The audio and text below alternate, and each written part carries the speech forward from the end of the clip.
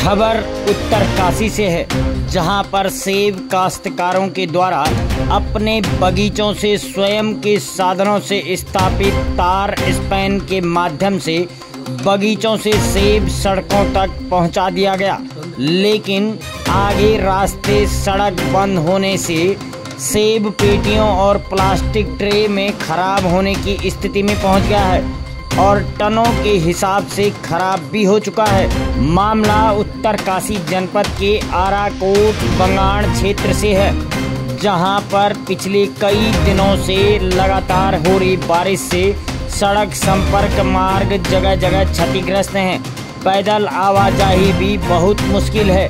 इस स्थिति में सेब काश्तकारों के बगीचों में सेब तुड़ान के बाद पैकिंग हुए सेब की पेटियों में सेब खराब होने की प्रबल संभावनाएं उत्पन्न हो गई हैं। काश्तकारों के द्वारा दैनिक मजदूरी और वैकल्पिक कार्यों हेतु नेपाली मजदूर और स्थानीय घोड़े खच्चर संचालकों की पूरी व्यवस्था करने के बाद भी सेब आगे मंडियों तक नहीं पहुंचाया जा रहा है, क्योंकि जगह जगह सड़क संपर्क मार्ग क्षतिग्रस्त हैं। ऊपर से लगातार बारिश भी हो रही है।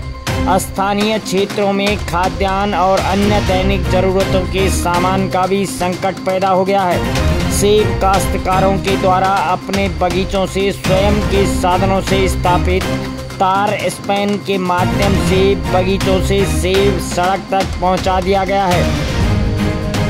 बता दें कि उत्तरकाशी बांगण की पूरी सेब बेल्ट त्यूणी से लेकर आराकोट, चीबा, वलकट, झोटाड़ी, अडासू, मौड़ा, जागटा, बरनाली, डगोली, थापली, गोकुल की तरफ लगातार हो रही बारिश से सड़क मार्ग बंद हो गए हैं और सेब काश्तकारों का सेब पैकिंग होने के बाद भी मंडियों और बाजार में नहीं पहुंच पा रहा है।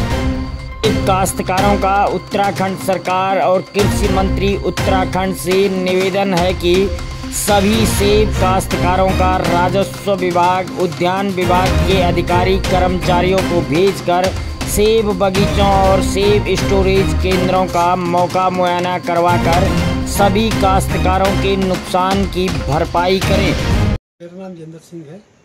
हमारा बगीचा जो है अडासू नामक ग्राम में है और हमारे सेब जो है 5-6 दिनों से जो है 5-6 दिन से पहले से पैक यहाँ पड़े हैं।